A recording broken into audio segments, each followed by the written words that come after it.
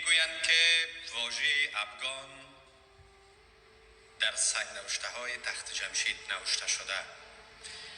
اگر نوشته شده ریفرنس شما کدام است؟ در غیر از او بیایید به حقیقت تن بدهیم. خدا قسم از قوم تاجک تباه ساختین، چنان ذلیل ساختین قوم تاجک که هیچ نپرس، آبروی عزتشانه به خاک یکسان ساختین. با این آدم بیسواد چت جی بی تی که ابدا در راه تاریخ نرفته ایره من جدی نمیگیرم، بر از این جوابم نمیتم. ولی این آدم با زیرکی خود دانسته که یک تعداد هموطنان جاهل مرا فریب بدن. از او خاطر من اینجا قدرتمندترین رفرنس ها را میمانم و 2000 سال واژه افغانه ما براتون رسما ثابت میسازم. خب هر زمانی که شما خواستید در قسمت تاریخ رفرنس بدین، منبع بدهین یا کدام سورسی را پیشنهاد میکنین، باید چنین کتاب را پیشنهاد بکنین که دانشگاهی و اکادمیک باشد و توسط پژوهشگران و محققین بسیار برجسته و قدرتمند و مشهور و قابل اعتماد نوشته شده باشد. این حال کسانی که در قسمت تاریخ اندکی هم میدانند آقای لوئیس دیپری را میشناسند. من اینجا کتابی از بزرگترین و مشهورترین شخصیت پژوهشی تاریخ افغانستان را براتون پیشنهاد میکنم. نام کتابشان است افغانستان، لوئیس دیپری. شما میتونین اگر فیزیکی را خواسته باشین در آمازون خریداری بکنین و اگر سافتش خواسته باشین در اینترنت نوشته بکنین و این کتاب را در دست بیارین. مستقیم شما میرین در صفحه چند؟ در صفحه 15. صفحه چند؟ صفحه 15. صفحه 15 که به یونانی XVIIS ببینید 793 صفحه داره. صفحه 15 میشه اینجا ما موندیم. درست است. ما اینجا را براتون این رقمی سلکت میکنیم تا بتونین اسکرین شاتون بگیریم. ببینید از دورم براتون نشون میدم.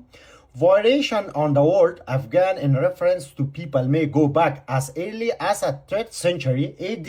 Sasani reference to Abagan. سعی کنین. چرا نمیخوانین او انسان های کرماس چت جی بی تی را رها بکنین؟ همین شکل رفرنس دوم ما براتون میارم که آقای ولف کاریو نشته کرده. ولف کاریو را اگر کسی حداقل سرچ بکنین، شما اهل چت جی بی تی هستین، با کتاب های ولف کاریو چقدر ارزشمند است. بزرگترین پژوهشگر تاریخی افغانستان هستند.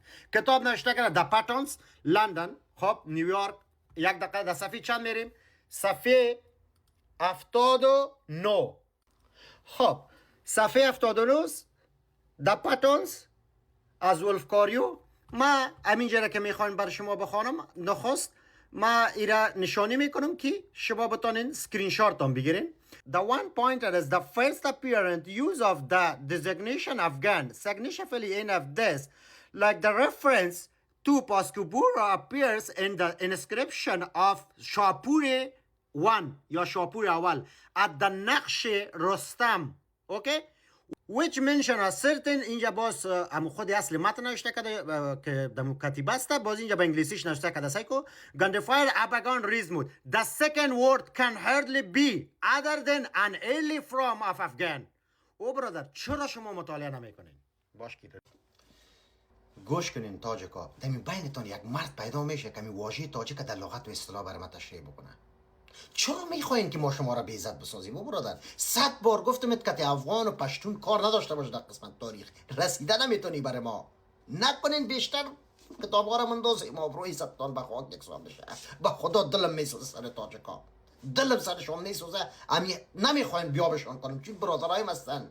هم مسجد هستیم، هم دین هستیم، هم مذهب هستیم، هم وطن هستیم. لالا جان این بیسوادایتون جمع کنین صدقه که تون شوم نشه که باز دیگه حوصله ختم شود.